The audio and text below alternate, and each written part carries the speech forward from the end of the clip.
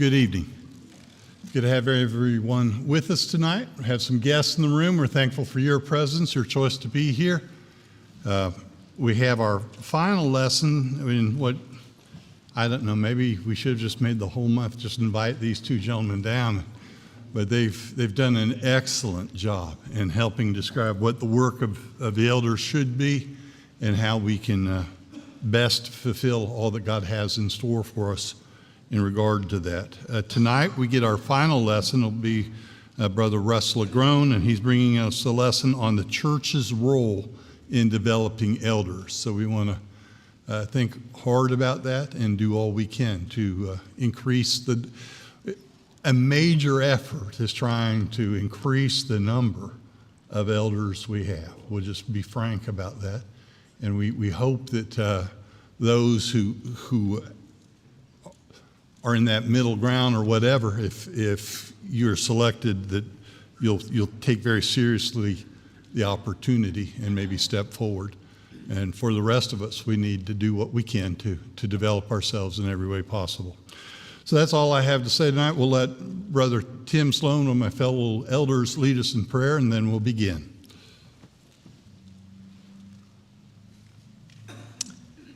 Pray with me, please. Father, we thank you for the beauty of the day, for the creation. Thank you for your Son, for the sacrifice, that we might have a hope of someday living with you in eternity in all the beauty. Father, we thank you for this group, for allowing us to worship you this morning, calling us your children, knowing that you love us. Father, as we study this important topic, pray that you'll be with Russ tonight as he brings us a lesson. Let us listen attentively, learn all we can. We want to be like you, Father. Help us to study more about you this coming year. These things we ask in Jesus' name. Amen.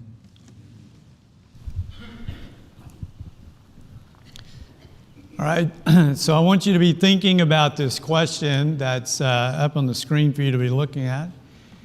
And that'll give me an opportunity, as I am going to ask you this question, and I'm really hoping there will be some who will be willing to step forward and offer some ideas and some answers to the question. But as you think about it, give me an opportunity to give some words of thanks for the opportunity to be here, and on behalf of Marty and Kay, who traveled with us as well. We've been fed great. I'm not sure if I should try to mention all the names, but the Harts, the Paynes, the Lads, the Fannons, the Weavers, we've just been treated so well. And it was especially good, I think, yesterday to have an opportunity to eat lunch with your elders and to share ideas and to think about those things. If you weren't here on Friday night, you may not know Marty and I, of course, are from Atlanta, from the Embry Hills Church. I've been serving as an elder there for the last 18 years. And anytime there's an opportunity to be with others who are doing that work, it's very helpful. But what's especially meaningful to me whenever we've had an opportunity to go and to have discussions like this, I don't know what you get out of it. I hope it's something good. We pray that it's beneficial to you. But I always go back with a more serious mindset of, how can I talk about what this role is all about and then not do everything I can to try to fulfill what God is asking of us? I'm reminded of my own weaknesses, the things that we failed to do. There are people who are on my mind just going back tonight to Atlanta that need attention and help during the coming week. But you've helped us be able to think more about what we should be doing in that regard. All right, so I'm going to ask you to start on this question, but I have to confess something for a moment, my own personal confusion. So what you're about to hear is material I put together a long time ago, and I've taught as a Bible class, I'm sure at least 20 different times. But when I was asked to do it at 5 o'clock tonight, I had no idea you did your Bible classes at night. So I thought, oh, okay, well then they want it in the form of a sermon. And so I worked through it a little bit this week thinking, well, how is this Bible class going to work more as a sermon? Made a few slight modifications, weren't difficult to make, but I'm all ready to preach to you. And then I found out, no, it actually is a Bible class, which is great. And I really want you to participate as a class. because that is the normal way that I approach this material anyway. So here's the question. I want you to be thinking about what a church, a group of God's people working together, what can the church as a whole do to help prepare men to be ready to serve in the role as an elder? Or you might think, even from your own individual standpoint, what can you be doing? As you think about men that are here, what could you do to help encourage them, develop them, move them along the way so that they are more prepared to be elders, to serve as elders? And as you're thinking about that, I actually, but before you answer the question, I don't want you to necessarily be thinking about the men. I know you're going to have a selection process perhaps in this coming year.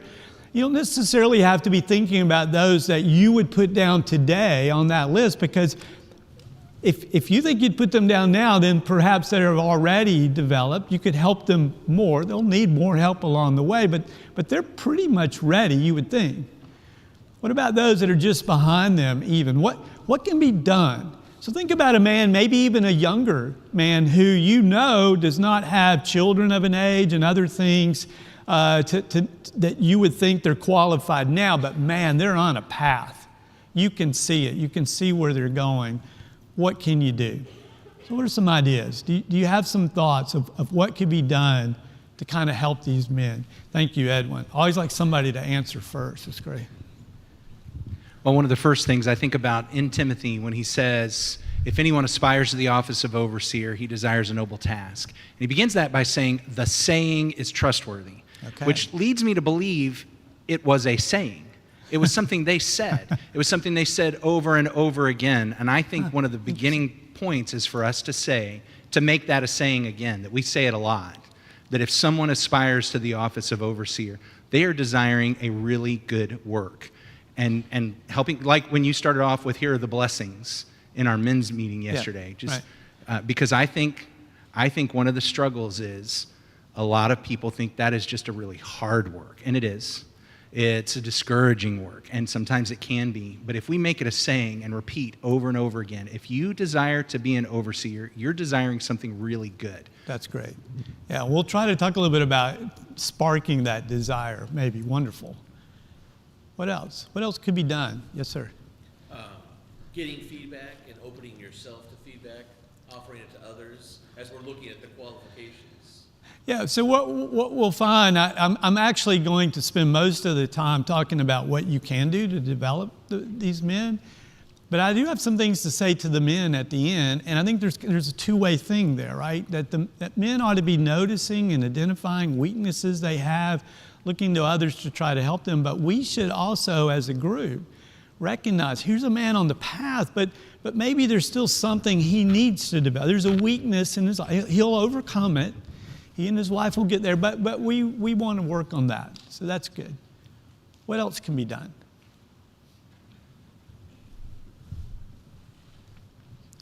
Yeah, I can't see, but somebody's got a hand up. Yeah. Oh, I was going to say encourage men to grow, stretch, yeah, to participate. So think about this. So one of the things we'll talk about is how do you stretch yourself? How do you see this as something, maybe I'm capable of more than I believe today? How can we help them believe that they are able to stretch themselves? Any other answers? Because otherwise you're stuck with just mine, you know. So there's someone over here that's got an answer. Yeah. I think connecting people to the right people to help them, because we can't always help people ourselves, but we know people who can help other people. And being able. That's great. So one of the things we'll look at, and back to the weaknesses, maybe there's somebody who's overcome that same weakness. It's not me, but I could point them to them, right? I could think about it in that regard. And we'll think about a little bit about how to help them in becoming better parents and better husbands and with their wives to be better wives as well. All right, well, let's just look at some of these things as we go. Here's part of the advice. The very first thing that I would say that would be helpful to men that one day they will really not only be ready, but to Edmund's point, desiring the work. We've made it attractive in some way to them, is that we ought to be a church as a whole where everybody has this spirit of humility and submission. In 1 Peter chapter 5, Peter is addressing his fellow elders, but when he gets down to verse 5, he turns his attention to those that are younger. And really, the way he puts it doesn't matter whether you're younger or not, because listen to this. He says, likewise, you who are younger, be subject to the elders. Clothe yourselves, all of you, with humility toward one another, for God opposes the proud but gives grace to the humble.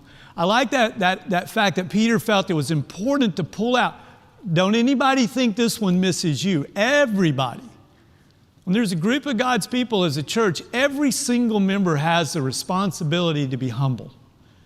And just think about what that means when there's a spirit of submission to each other, a spirit of humility that just characterizes the whole church.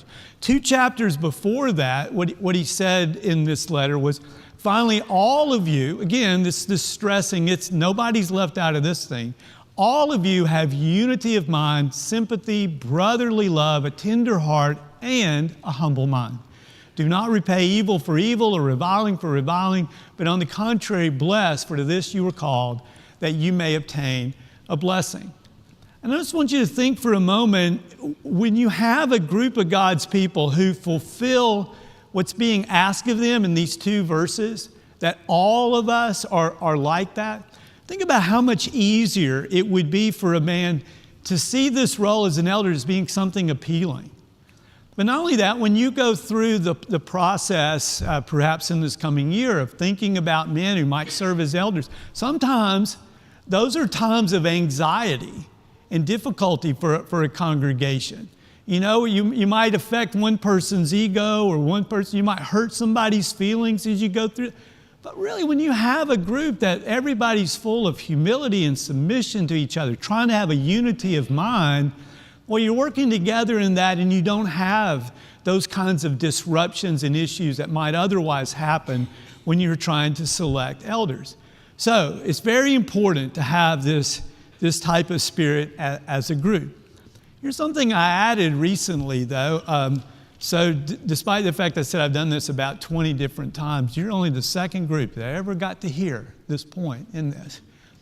But I was thinking about what the work of being an elder is like, and where I've been challenged. Somebody said something about stretching people. You know, where have I been stretched over the years in my work as an elder? Well, one of those is the fact that you have to work in collaboration with other elders. But this is something that really is characteristic all the way through the New Testament. Think about it. How many times do you see work done in the New Testament that's done by either a pair of individuals or a group of people?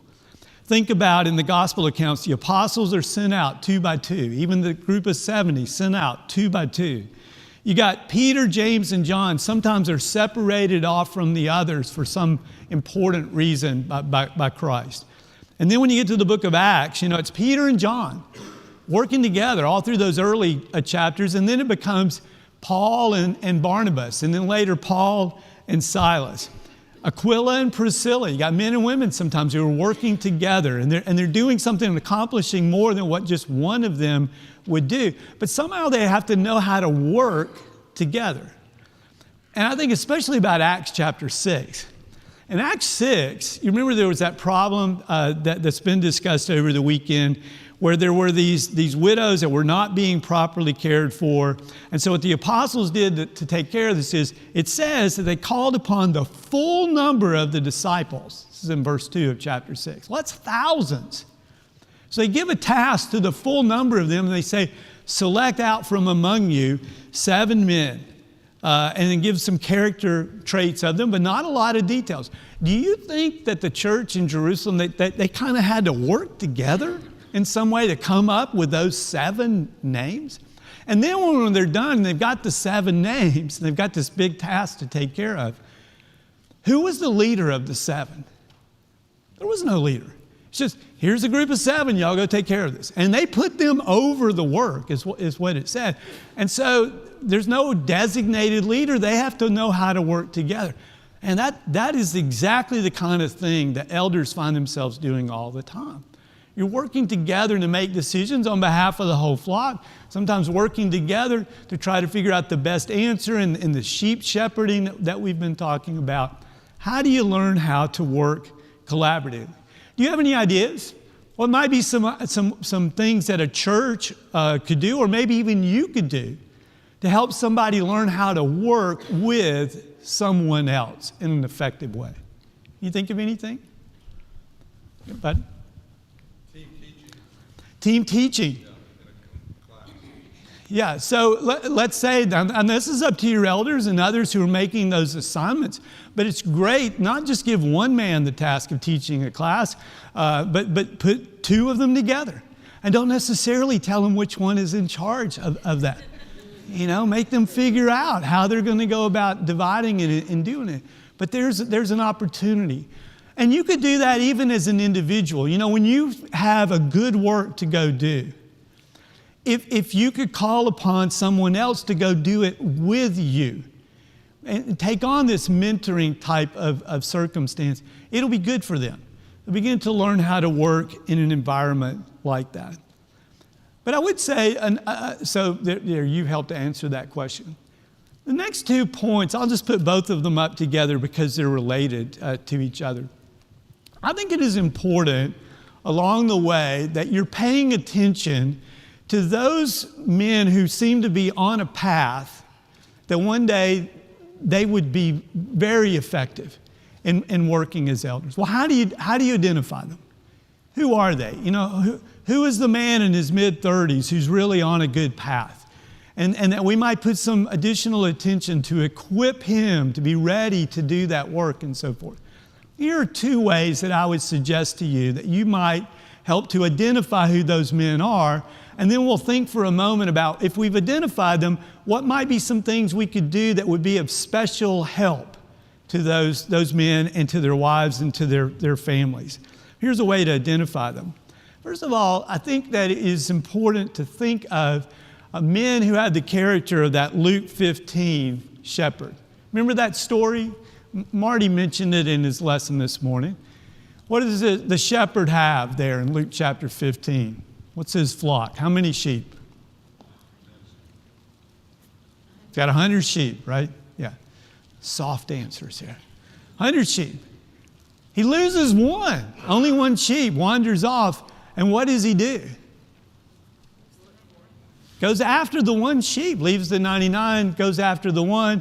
And when that one is found, and there's that rejoicing and all of that. All right, think about this. Who do you know who has that kind of character that they'll go after to do that?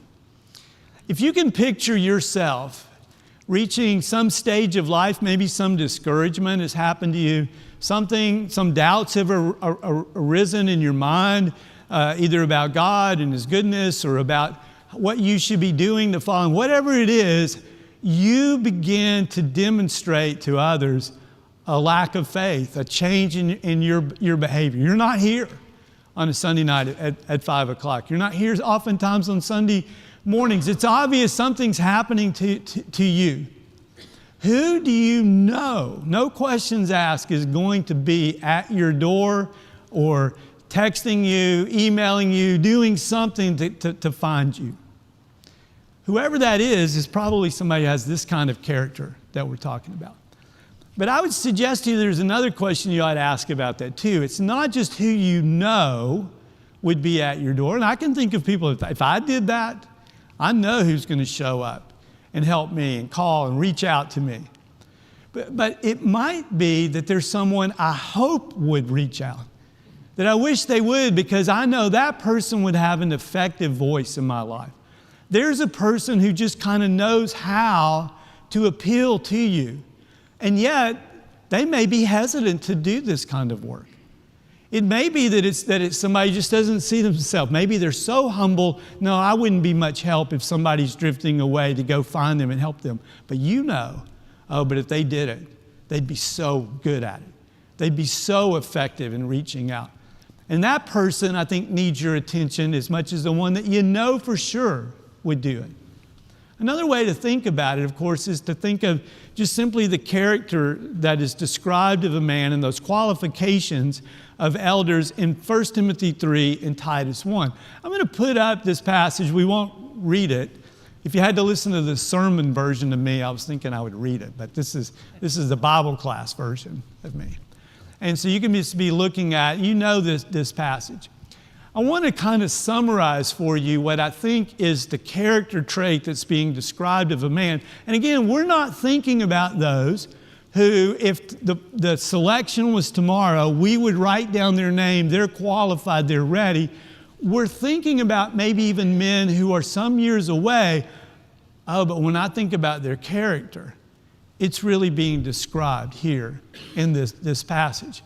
Here's some things I see out of this. I think what you have, again, is this humility. We're all supposed to have it. The man clearly has humility, but he's got it with a good reputation.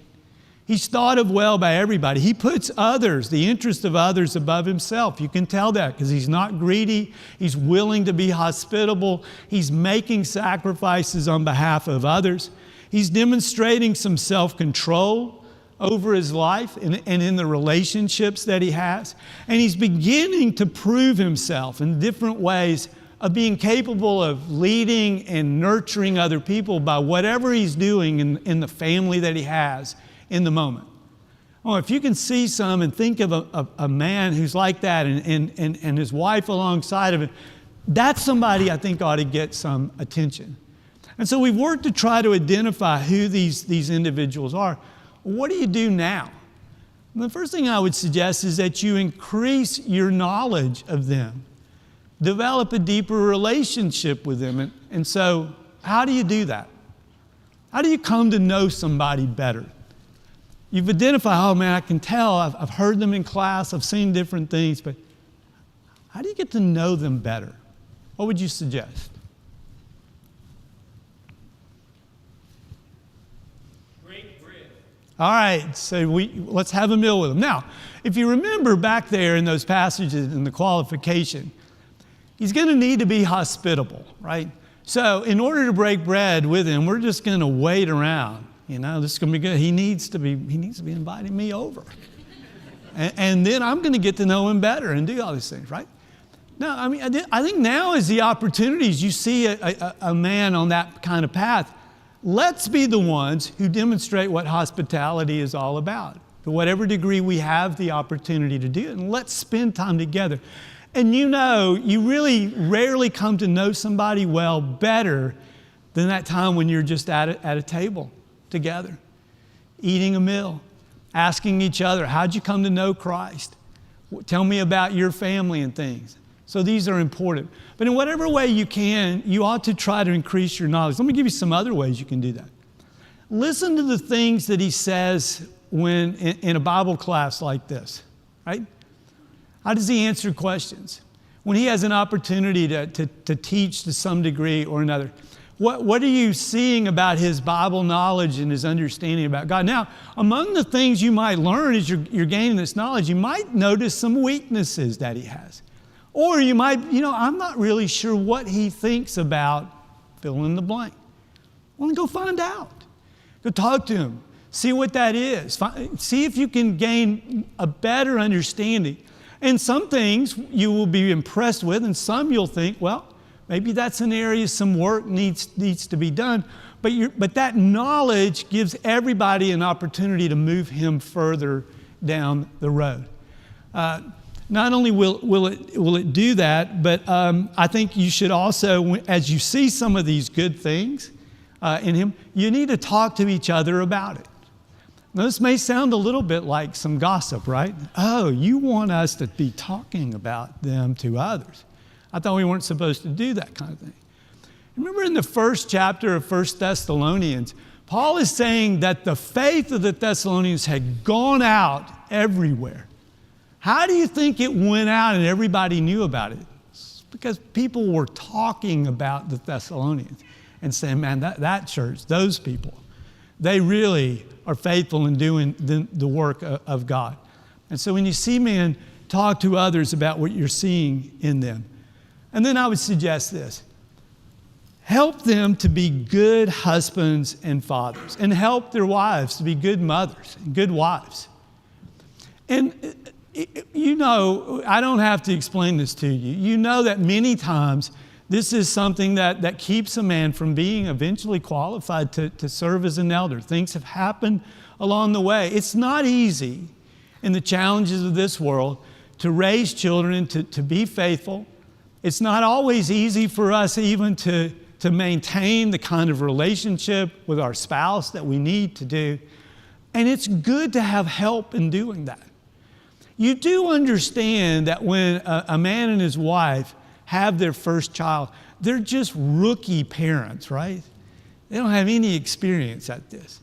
And some of the rest of us have been down that road and done it, so help them in some way. But there's a caveat to that, right? Were you going to give the caveat, or just, I thought somebody was raising their hand for a moment. You know what the caveat is? Let me ask you this, parents who've had your children for a good while. How much did you appreciate along the way the advice you got from somebody about how to raise your child when you didn't even know this person well? They feel it's their job to come tell you how to help them behave in church, and you don't even know the person. You know, their advice may have been really good, but the fact you had no relationship with them, you're not really going to listen to them. And so we're kind of back to that idea of if we really want to help men and women, men and their wives and out, to be ready to serve as elders, then we've got to have deeper, closer relationships with one another. And when we do, among the things we should use those close relationships to do is to help them to be better parents and all of that. And then I would suggest this to you. I think it's important that you tell them what you see in their future. So I mentioned to you that I've now been an elder for 18 years. And I was relatively young, I think, when I was appointed. I was 47, right about that time. Congregation needed elders a great deal. And just as Marty talked about feeling like, you know, how'd you put it this morning? You're a young man and you're completely overwhelmed by the thought of doing the work. And I was a few years behind him. That's exactly how I felt. But 2 years before I was appointed as an elder, we had an elder selection process going on. We were hopeful of adding additional elders. As it turned out, we didn't add anybody at that time. By the way, that can be a discouraging thing too when that happens. But we went through it, and I had no question, no doubt in my mind, I'm not going to be appointed. I wasn't even thinking about that possibility. But one night during the middle of the process, one of the sisters, a lot of you know her, I won't name her, but if I did and you know her, you would not be surprised. She was very emotional as she came up and talked to me. And she said, "Russ, you're the only man I know right now that I believe is ready to step in as another elder." Man, that sobered me up. I was first that she thought it. We were very close. But it said something that the time is going to come. It may come sooner than I think it is. The time is going to come. This church is going to say, "Russ, we want you to serve." And I better start working on that. And I think the earlier you can put that kind of vision into a young man's mind so that he pays attention to certain things. And I'm not going to tell you that 2 years later I was all that ready to be an elder, but I'm sure I was more ready than I would have been if she had not come and said those things to me. And then one more thing before we think about some comments to the men. I think this is another one of the new things that I added. So this is actually, you're the first group to hear this, okay. Think back to the lesson this morning that Marty taught about the value of having spiritual leaders who are truly trying to help you to develop and to become a follower of Christ in the fullest sense, the new man, trying to help you through the struggles and difficulties that you might face. And as he put it, who wouldn't want leaders like that? Well, if you want future leaders like that, use your current leaders like that. Put them to work. And I was thinking about the major decisions of life. You know, should we move from this area to another? Should I take a different job? Should we have another child? Should we adopt a child? All kinds of major life kind of decisions that people make. Don't you think it would be helpful and useful whenever you're in a situation like that to go talk to one elder or two elders and say, what's your perspective on this? Here's something that we're contemplating or something that's happening in our life. My mother needs a place to move to, and we might bring her in and take care of. What do you think about these? What are going to be the challenges to us? You see how if you use them in that way? Not to mention if you're having doubts. There's just some things I can't answer. And it's confusing me. And I'm not sure really what the right path is to follow God. I need some advice about that. Or there's this temptation I'm really struggling with. I want to do the right thing, but this feels like a powerful thing in my life pulling me away from God. If those are the kinds of things going on, why would you not go to the elders, to an elder? It doesn't have to be all of them. Go to one that you trust and talk to them. And go to the elder and his wife if you trust their advice, but go to them and use them. And you know what? If you do that, it becomes known. It makes their work more effective. And others around see that going on. And the role of an elder, especially as a shepherd of his sheep, is just raised up in profile and everybody sees it. How valuable could that be if that's happening all the time? And now a young man looks at it and sees how important that role is. This is back to how we develop, making them want to desire this work and talk about it all the time. It's because they're seeing elders doing it. It will intimidate them. Okay, they'll be frightened by that prospect as they hear about how people have brought really difficult questions and thoughts and all to the elders. But it'll also help them to respect those elders, to esteem them very highly for their work's sake, because you're using them and allowing them to actually do the work that God intended for them to do. Any other advice that you'd like to give to the congregation? Any other points here? Because I'm going to turn for the remaining time and talk to the men for just a minute. But anything you'd like to add? Any comments? Okay.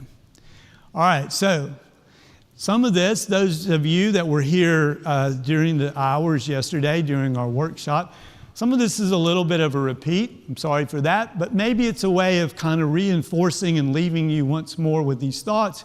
But there are a few things that I want to add that we didn't really get a chance to talk about during our workshop yesterday. It was a great session for me. I learned a lot out of it and appreciate the participation of the men. But here's the very first thing. And I would say to the men, you ought to desire the work. Every man needs to understand the importance of this work.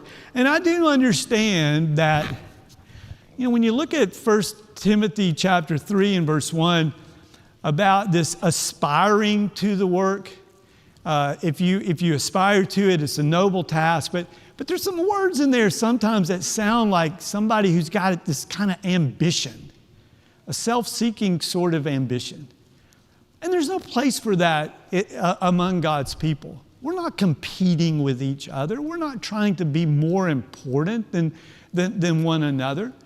But the passage isn't talking about that. It's talking about the importance of the work, and we ought to be willing to desire that, to want to be able to serve in that capacity. We said one of our goals at the very beginning of our discussion on Friday was to highlight the importance of this work so that more men would actually want to serve in that capacity.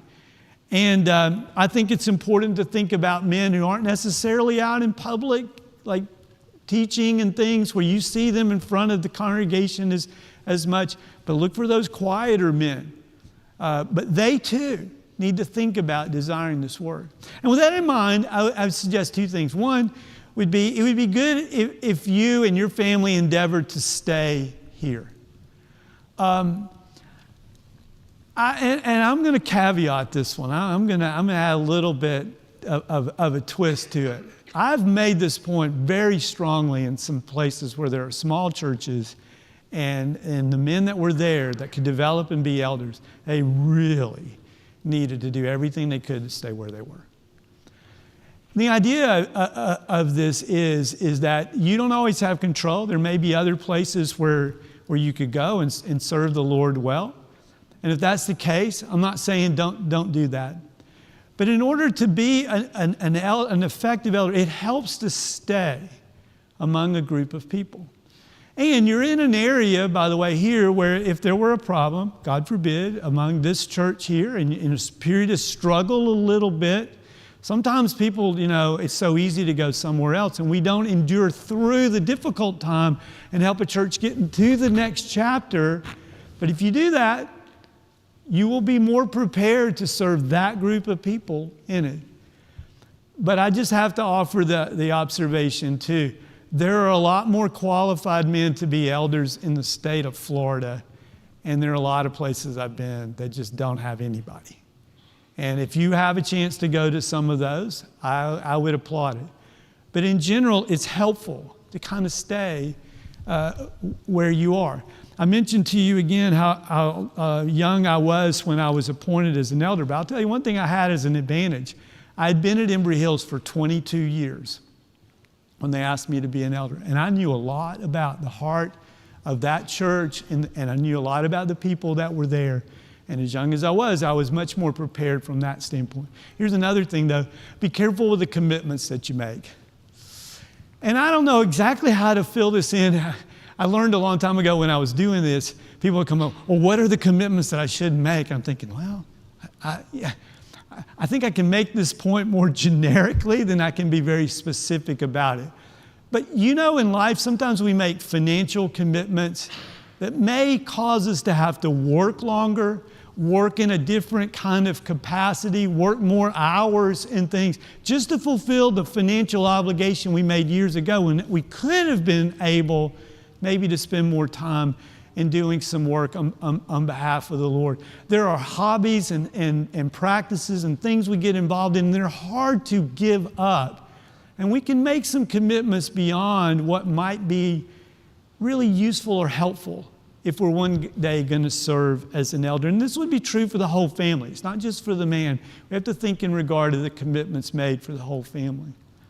I'd say the men should recognize their weaknesses. I think that was what was brought out a little bit earlier. And if I see my weakness, if I know where I'm weak, here's what I would suggest to you men. Somewhere, they're almost in a group of this size, there's got to be somebody who's had that same weakness in their life and has overcome it. And if I could figure out who that is, and we would know more of that as we're making more connections, knowing one another better. If I can find somebody who earlier in their life had the same weakness I had, and now they don't, well, I'm going to go talk to them. I'm going to find out, how did you do that? How did you grow in that way? How did you become a better father? How did you become a better Bible student? Whatever it is, whatever I think the weakness is, I'm going to go ask and try to find that along the way. And then I would suggest this. Open your Bibles up to Galatians chapter 6 in verse 1. And we finished yesterday with this passage and one in the book of James we'll also think about in just a moment. It is really important for men to be doing the work of shepherds right now. Here's what Galatians 6:1 says, brothers, if anyone is caught in any transgression, you who are spiritual should restore him in a spirit of gentleness. Keep watching yourself lest you too be tempted. Bear one another's burdens and so fulfill the law of Christ. And let me just pause for a moment and say, our focus is on developing men to be ready to serve as shepherds of God's people. But this passage, not only is it not addressed to elders specifically as the only ones who are responsible for helping those that are caught in a transgression to pull them back, it's not even addressed to men. This is everybody's responsibility. Men and women, spiritual people, people who have the fruit of the Spirit, which is really what this flows out of from chapter 5, all of us are responsible for one another. And so we look out and we see those that are drifting, those that are particularly weak, those that are not following Christ to the degree they did before, those that are trapped in some kind of sin. Let's all feel like if I have any voice with that person, any influence, I'm going to use it to try to help pull them back to God. But it is especially important for men who might serve one day as elders. They need to be doing this work already and trying to help those. And James chapter 5 in verse 19 also talks about the value of that kind of work and uses the same kind of language to say it's anybody that does it. 2 more points as these last 5 minutes go by. So I think it's important for men to learn how to deliver difficult news. If you don't think that's important, go talk to any one of your 6 elders and ask them, have you ever had to tell somebody in spiritual trouble something they did not want to hear? We talked about Jesus talking to the rich young ruler yesterday. He heard what he needed to, but he did not want to hear it. He goes away, just mourning, sorrowful. But he'd heard the truth, and he'd heard it in a loving way, but he heard what he needed to hear. That is not an easy thing to do. And if there's any way in which men have an opportunity, which you have an opportunity to learn how to do this, you should take advantage of it. Now, it may well be that it's within your family. We talked about that. Family's a training ground. Sooner or later, unfortunately, one of your kids is going to do something that they need to hear some bad news about the consequences of what they just did. You need to be involved in doing that. That is not the task just for mothers. Mothers are involved in it too, but fathers need to be doing that. But it may be that it's something that even your job, I think a lot of my training in doing this was because I was a manager of people for a long period of time, and sometimes I had to just tell them, what you're doing right now is going to cost you your job. You've got to change. You've got to do this or you've got to do that. And there's a way to learn how to deliver it and motivate somebody, but at the same time, give them this hard news. And in whatever way you have an opportunity to learn how to do it, it's a valuable skill to have and a very necessary one for elders. And finally, one more. Study the hard questions. I've said to a lot of groups I've reflected back on, if you hadn't figured out, I actually enjoy teaching Bible classes. Can you tell that to some degree? But I also enjoy, beyond that, before that, some of the study and things of those. And for a long, long time in Embry Hills, I had a lot to say in which classes I got to teach or not. What do you think I volunteered and what I wanted to do? I selected those classes. Oh man, I'd love to study about so-and-so. I'll put some material together and I'm going to go teach that class. What I wasn't thinking about was, what should I really be studying though? Not what do I like to teach, what do I like to study, but what do I need to study? What kind of student of the Word am I going to need to be if I am serving as an elder? I'll tell you, the skill I think is the most important is to know the principles of God's Word. Not just the passage that tells us whether we need to be baptized or not, but the principles that are in the Word that need to be applied to real life situations. Think about Hebrews 5 at the end. It talks about those that are mature, had their senses exercised to discern good and evil. I needed more training in that area, where real life situation put in front, where would you go in God's scriptures to find something that would help you figure out the best way of handling that real life situation? But then there are a lot of other subjects as well that people don't always agree on, and you need to have a pretty firm idea of what you believe the scriptures actually teach on that, and it takes some time. I've not been an elder more than like 6 months. Marty calls me up and says, well, you better start thinking about what you believe about, and he had some specific idea of divorce and remarriage, because we're going to have to work through this one. We're going to have to figure it out. And I'm thinking, I don't know what I believe about that particular scenario. And those are the kinds of things we could be training and thinking through well in advance. Well, I really appreciate it. It sounds like I have nailed the timing at the end. Not really, because I did want to leave you a little bit of time to ask a question or two, but we'll stop there. Thank you very much.